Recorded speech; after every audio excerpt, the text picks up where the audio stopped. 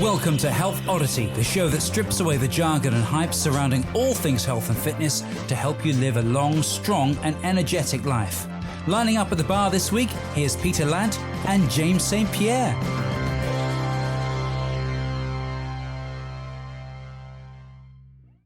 Hello and welcome to the Health Oddity Podcast, episode 295.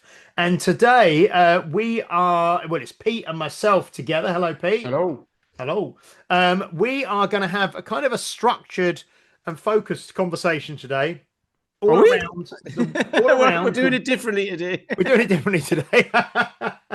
all around the ways that you can manipulate various kind of training variables yourself with your training, because this is kind of on the back of the session, the podcast we did about 5 or 6 weeks ago now, the one that was about building a low-cost strength training program from home.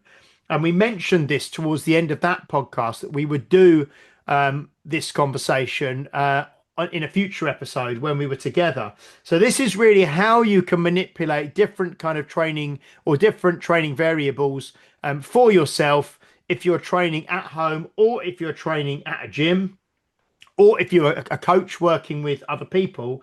And this is kind of what we're going to talk about today. But first of all, we have got a couple of congratulations and well dones for two former guests of the show who just this past weekend at Europe's Strongest Man took the last minute kind of qualifying places, or were invited to the World's Strongest Man, which is in Myrtle Beach next week as we record this.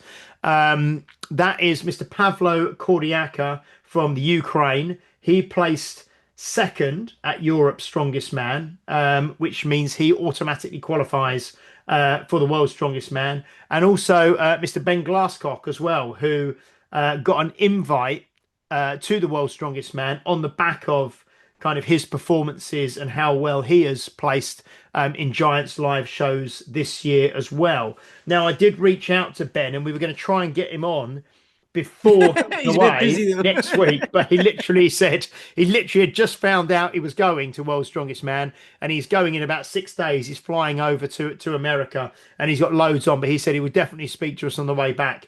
And as well, I also reached out to Evans Nana, who is the Ghanaian gladiator, who I spent time with out in Iceland a couple of years ago. And I asked him if we could get him on the podcast beforehand, but we're going to get him on afterwards as well. So I think out of the 25 people out there, I think we've had 4 on the podcast, 4 or 5 on the podcast, haven't we? Out of the 25 people out of the World's Strongest Man, obviously, as well as Magnus for Magnuson, who's the head referee, and Terry Hollands, who's out there as well, doing a lot of the kind of commentary and the kind of interviewing people and things like that. So that will be that was next week, the World's Strongest Man. So we will get a few guests on after that. So well done to those guys. And well done. Obviously, Paddy is going to be out there as well, who we've had on the podcast. And who's the other person we've had on the podcast who's at the World's Strongest Man? Levi Strong as well was the last one. Yeah, who's obviously from America, as you obviously. Levi Strong, obviously from America. The Wichita lineman. Who's not from Wichita, but anyway. No. Okay. So yeah, we got the 4 of them who've been on the show, and like I say, we will be interviewing Evans Nana when he gets back, the Ghanaian gladiator. Anyway, so what we want to talk about today is, like I say, these training variables. So I'm going to outline them very quickly in the most simple language and explanations I can. And then we're going to kind of discuss kind of what they mean in a practical term, and maybe use Pete's training and my training as an example, and the programming that we get from Paul McElroy as an example of where they're used. And also maybe talk about where Pete maybe uses some of them with his clients in his club, and I do at the gym as well. So, and they're all different ways that you can manipulate your training. So the first one is frequency, which is basically how often you do something. Okay.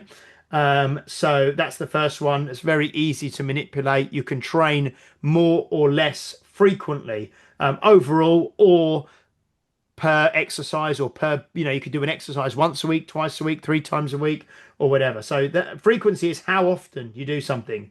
Volume is basically the total amount of work that you do, and that's in terms of sets and reps. And I put that down as how many, so how many you do. But again, that could be taken in a session or over the course of a week, the volume that you do. Yeah. Yeah. So the next one is intensity. And for the sake of strength training, we're going to use that. That's really how heavy. It's how much you lift in terms of the weight. And that's either going to be as a total load, like the amount of kilos that you're lifting, or the kind of percentage of your 1 rep max that you're lifting, or how heavy it is for you.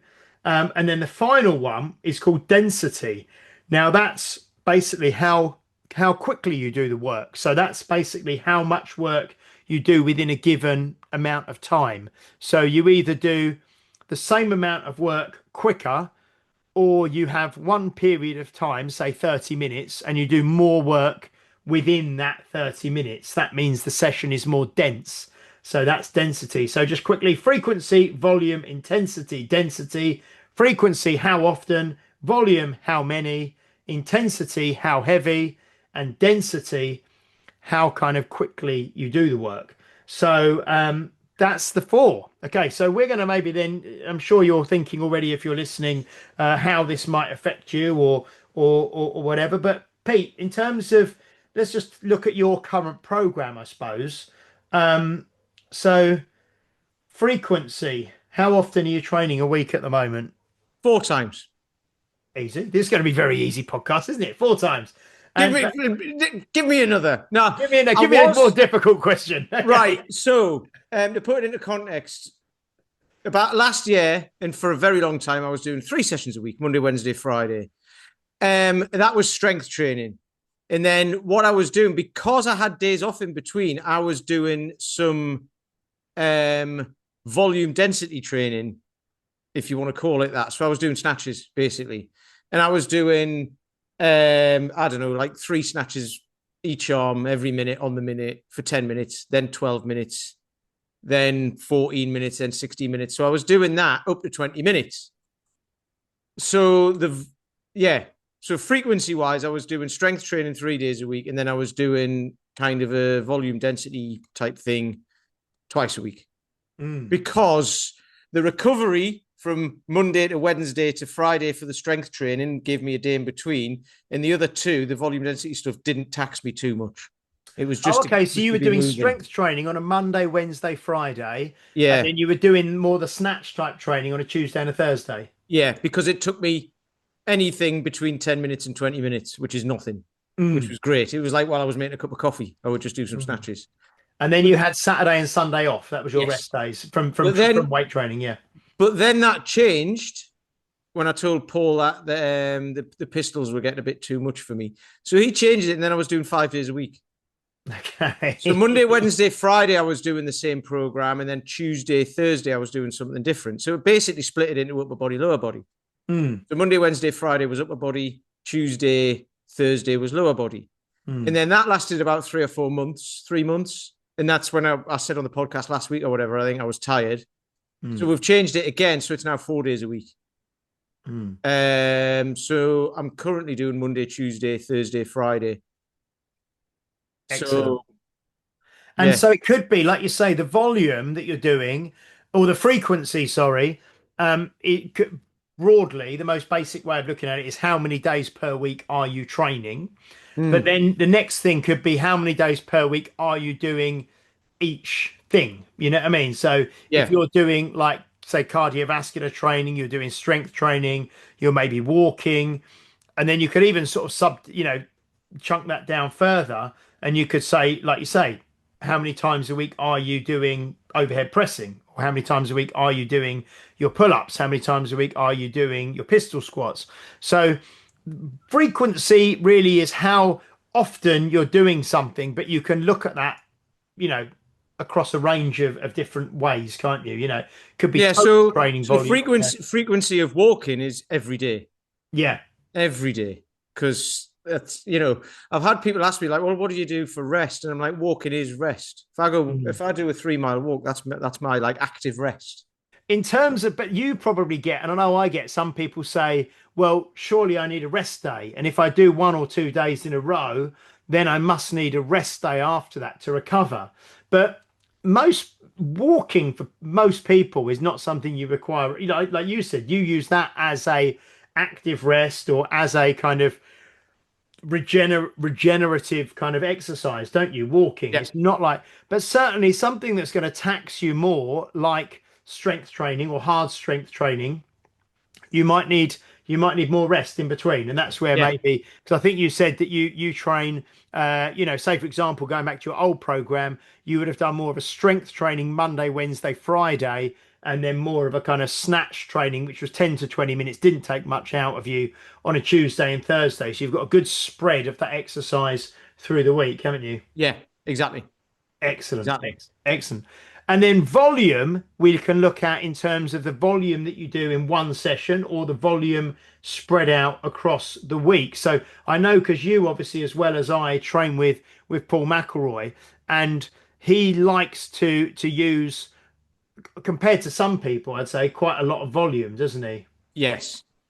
But he waves the volume. So we were going to talk about this. I was thinking about it before we started, because Strong First talk about wave the volume, like light day, heavy day, medium day, and all that. And Paul does it similar, but in a slightly different way. He kind of ladders it, doesn't he? Mm, So the volume increases over the week. The intensity, he does two things, but we'll talk about just volume. So the intensity stays the same, but the volume goes up. So you use the mm. same weight, you just do more reps. And then he just moves it along one, doesn't he? Yeah, So each week you increase the volume, but not by much. But within each week, you increase the volume across the week as well. So it actually goes up, down, up, down, up, down, but on a general upward trend. yeah, Yeah. yeah. And I think in terms of general strength programming, usually as the volume increases, the intensity decreases. And as the intensity increases, then the volume decreases. That's just the Yeah. way. That's just the way it is. And I was thinking about something earlier, actually. You know, like in business, they say that you can be the cheapest, you can be the fastest, or you can be the best. Yeah. Can't really be all three. Yeah. You probably can't be even two of them. You're either the cheapest, the cheapest, the fastest, or the best. So, Yeah. like you mentioned, I think before we started recording, or just at the very start, with these things, with frequency, volume, intensity, and density, you can't, you can maybe toggle with two of these things at a time and increase them gradually, but you can't increase. Probably best just to be doing one at a time rather than certainly doing two, three, or four is just not gonna, you're just gonna come a cropper with injuries or overtraining or something like that. They all fit together in infinite ways, but yeah, generally, if you're going to increase one, you want to try and either keep the other ones the same or decrease them. Yeah. So, for example, there was a guy. This was ages ago. There was a guy who I used to train. He was in the army. He was ex-army. So, you know, balls to the wall, all of that sort of stuff. So I had him doing like, I don't know, like 10 sets of 3 presses with 20 kilos, right? So he would go, I just did 3 sets of 10 because it's the same. And I'm like, no, it's not. It's the same. Yeah. It's the same. So It's the same here's volume. yeah, yes, it's exactly Yeah. the same volume because it's 3 times 10, right? So what you're doing, 30 reps each arm times, I don't know, whatever it was, 20 kilos, which is 600 kilos, right? So 600 kilos is the volume in that session per arm. So he was doing exactly that, but his intensity, because if he can do 12 reps max, he's doing 10 reps. So he's this close to his intensity. Whereas when he's doing 3, he's doing 25%. Mm. But more sets. Mm. So 10 sets of 3 is not the same as 3 sets of 10. But in his head, it was. And it frustrated the hell out of me. Because then he'd be like, a couple of weeks later, he'd be like, I'm really tired. And I'm like, I know you are. I can see it coming. So that's where it differs. Because 10 sets of 3 could feel ridiculously easy, and 3 sets of 10 might feel not super hard, but quite like, A tiring. lot, a lot harder, a lot Yeah. harder. And you Yeah, might yeah. ache afterwards and stuff like that. But ultimately, you're heading in the same, the same direction, but you can increase from 10 sets to 3 more. We've said this before. If you start like close to your, if your intensity is based on the number of reps and you start close to the top, so you can do 12 reps or something, but you start at 10, you've got nowhere to go. Mm. Yeah. Yeah, no, very, very close. And then the intensity in general terms that we're going to use for this purposes is the amount of weight that you're lifting. The amount of the weight of the kettlebell, the weight on the bar. Whatever you want to. Whatever I know you're doing obviously pull-ups now where you're adding additional load around your Yeah. waist for the pull-ups. So that is the weight that you're lifting is going to be the intensity for what we're talking about on here. And again, there's benefits to lifting heavy weights, and there's always we just had a team meeting at the gym earlier. We were devising the next kind of strength program we're going to be running, and people always want to try and lift as heavy as that, like your guy you just explained. They want to try and lift as heavy as they can, or feel like they're working hard. So rather than doing 10 sets of 3, he did 3 sets of 10 because he could do it and because it probably felt like he was working harder. But like Paul always says, you're not judging your progress by what you can do today in a singular session today or this week or even next week. You're looking at where you're going to be in 6 months or a year's time, and Yep. like you said, if you're doing 3 sets of 10 now and it's a 90% effort or a 9 out of 10 or an 8 out of 10 effort, you've not got much place to grow from there, to build up, to gradually increase things. Exactly. And this is where intensity becomes relative. So intensity for you is different to intensity for me. I mean, the definition of it is the same, but what you use will be different to what I use based on. So how much could you deadlift before you started working with Paul, say? Oh, like say 130 kilos. Right. So the intensity for you, if doing 100-kilo deadlifts, would have been quite high-ish. Yeah, percentage wise, yeah. Percentage wise, it's like yeah. it's top. It's in the 75% or whatever, isn't it? Like Yeah, I'm going to say probably 80-ish, but yeah, 75, yeah. 80%. Yeah. So fairly up there. But what's your maximum deadlift now? Probably like from a normal 9-inch deadlift, probably about 180, something like that. Okay, so it's gone up 50 kilos. So you're 80% now. The same intensity will be more than what your maximum deadlift used to be, or somewhere near there. Probably more, like 140 or something. So you've changed 100 kilos. Intensity is now 140. You've added 40 kilos, and the intensity would be ultimately the same as it was 4 or 5 years ago, or whatever it was. Yeah, because say 130 was like say a max effort, or around a max. And now this week I've got 2 deadlift sessions this week. The first one is 3 sets of 6 at 130, and the second session, which I've got to do probably on Saturday, is 3 sets of 8 reps with 130. So you're doing 24 reps with what used to be like a 1 RM kind of thing. Exactly. So 3 or 4 years ago, you doing your intensity with 130 kilos would have been max. Yeah. Whereas now it's your working weight. Yeah. That weight hasn't changed. Your strength has changed. So the density has gone down. Intensity has gone down. Sorry. Yeah. The intensity's gone down, but the weight hasn't changed. You have. So that's where people have got to get their heads around that, I think, because they're like, well, you can do it with that weight, so I'm going to do that. And it's like, no. It's different for everybody. Yeah. Yeah. Yeah, no, that's just great. And then the other one, the fourth one, density, is one that we don't really use very often. I know I don't use it particularly often, and I don't think you do in your training, but there is a place for it. But this is the density, which is basically how much work you can do within a certain amount of time, and or doing the same amount of work in less time. So I know that here's the snatch thing I was doing. I was doing 3 each side every minute for 10 minutes, then 12 minutes, then 14, up to 20 minutes. And then I was increasing the volume and the time, right? But then what I'd do is go back to 10 minutes and do 4 each side. So the density has gone up there because I'm doing 3 each side for 10 minutes.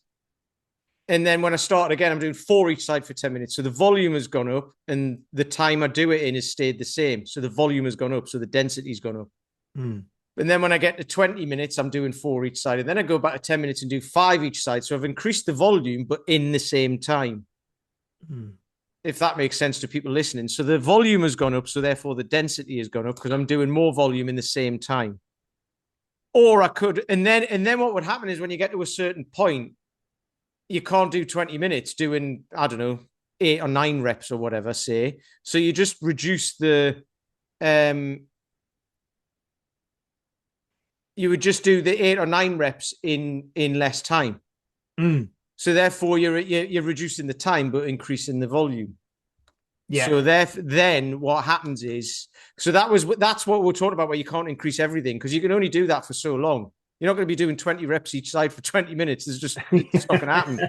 So then you have to start to say, right, I've got to a point now where the volume and time are kind of like at my limit for 20 minutes. So you just start bringing it in to be able to do, well, I'll add another rep, but I'll only do 9 minutes. And then and that's where kind of like the snatch test might come from, so you end up doing 10 and 10 each side for 5 minutes. And then you can use a heavier weight and say, right, now I can do 3 and 3 for 10 minutes and increase that to 20. So that takes the intensity up, but brings the volume down. And and then you're doing that volume within that time, within the 10 minutes, but then you start to increase the density again.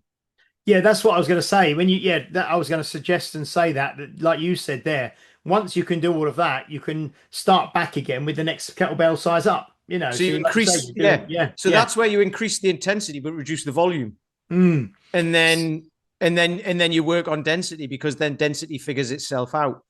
So it's really that's it's how like with Dan John's 10,000 swing challenge. That have you ever done that? I can't remember if you've done it before. Yeah, I've done it a few times. Yeah, I've done it a couple of times, not for a number of years, but that's where you do 500 swings per day for 20 days. So you either do it again. This is playing with so the volume is 500 swings, and the total volume is 10,000 swings over the course of the challenge. So the volume is there. But you can either do it, this is where you can play with frequency. You either do it 5 days a week for 4 weeks, or you do it 4 days a week for 5 weeks. So they're the sort of two options again. So that's just playing with the volume is the same, but you're playing with the frequency. And then the other thing he does is you would normally do, say, what do you do? I think you do 10, 15, 25 and 50, and then 50 gives you 100. Yeah, and then you repeat that 5 times to make up your 5. And then what he says is time the amount of time it takes you to do 500 swings on day 1, and then time it every time you do it, and then time the amount of time it takes you to do 500 swings on your last workout. And that's where the density, you're doing the same number of swings with the same weight of kettlebell, and even maybe using the same rep range if you're doing 10, 15, 25, 50, but you've had a more dense session because it takes you less time. It might take you 40 minutes to do it to begin with, and by the end of the session, by the end of the challenge, you might be doing it in 25 minutes. So it's the same thing as like park run or whatever. People go out and do a 5K and it might take them 40 minutes. Yeah, but if they can then do it in 30 minutes a year later, they're faster. They've increased the density. That's same work in less time.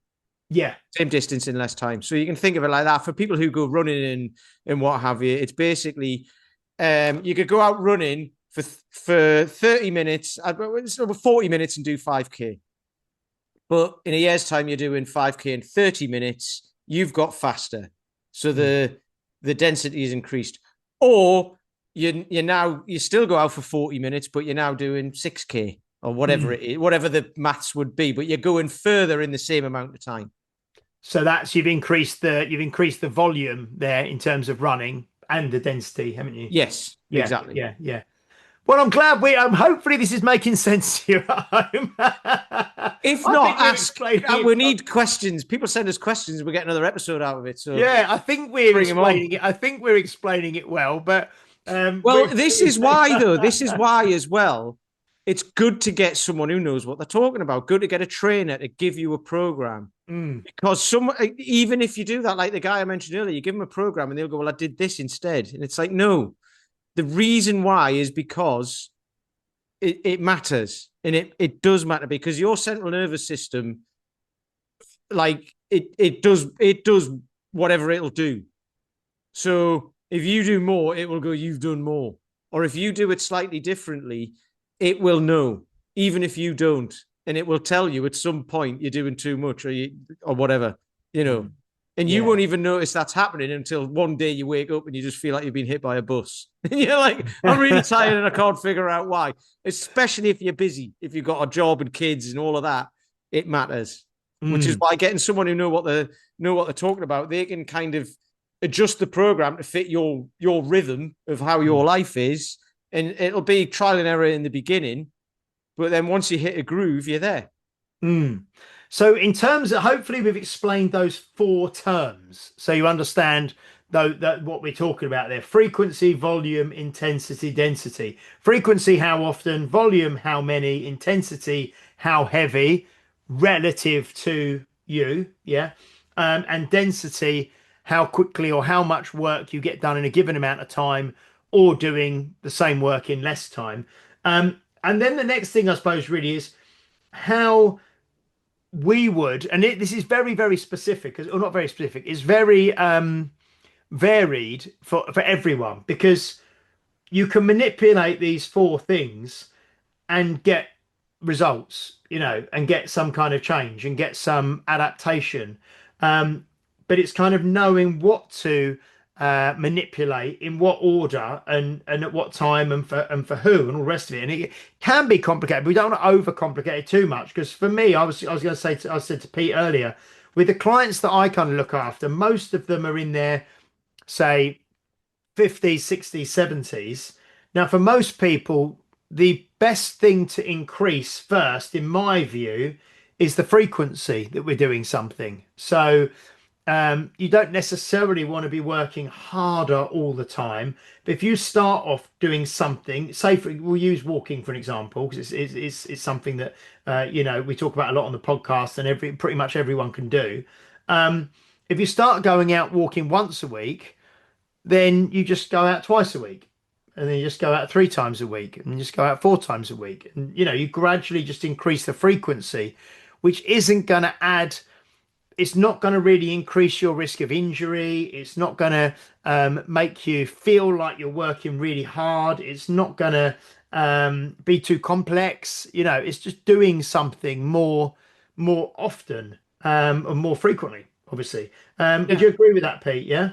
I would say that's the perfect place to start because that's where a lot of people go wrong as well. I think, especially in January, I'm going to join the gym and I'm going to go every day, and then they're knackered because it's like, well, you can't go, you can go every day, but you haven't got time, right? So it's like realistically decide how many times you're going to go and give yourself a bit of wiggle room as well. So if you can go 4 days a week, go 3, right? Mm. Because then a fourth is a bonus, and then you've overshot. You've had a bonus. But if you say I'm going to do 5 and you only do 3, you've failed. Whereas if you say you're going to do 3 and you do 4, you've done well. So frequency is the perfect place to start because then you can fit the rest of it in around how much time you've got. Mm. Definitely. Yeah, so I mean, it's funny. It's probably the reason I wrote them down in this order, but because it's the way they came to my mind. But then the next thing that I think, once you've increased the frequency, the next thing to maybe look at is the volume that you're doing within each session. So how many of each thing, how many sets and reps and things. Again, because it's an easy way to increase things, and this isn't for everyone, but it's an idea like what I would use with more of my older clients. Do more, more reps in a set, or an extra 2 sets, to build up the volume of what you're doing. within a manageable kind of intensity in terms of the weight that you're using. And you're really building up the volume just to kind of practice the movement, and just Yeah, to that repetition of movement is gonna help you get better at the technique. Yeah. absolutely. I mean, for me, I had a good example of something last week. So I started on a new program, and the volume isn't too high on what I'm doing, but I was like, after one of the days, I was really aching because it was kind of it. I mean, I train all the time, but it was different movements. So I was starting to get DOMs and aches in different places. I just after that one day, and I haven't had that this week. But yeah, so it's getting used to the movement. So if you start out doing a huge volume on something that you haven't done for it, like someone, I don't know, Bulgarian split squats I was doing a while ago, right? I haven't done that. I've done squats and pistols and all that. Not done Bulgarian split squats for ages. Start out doing those, and my legs were aching the next day, like I'd done them for the first time ever. So yeah, getting used to the movement, and then once you've done that, you can start to increase, right? So yeah.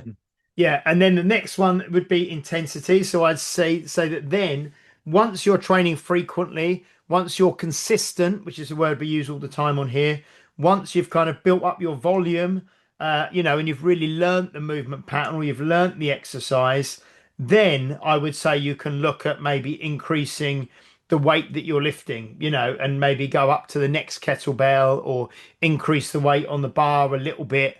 But I would say that most people think that the progression, that the most straightforward progression, the one they should go to first, is more weight.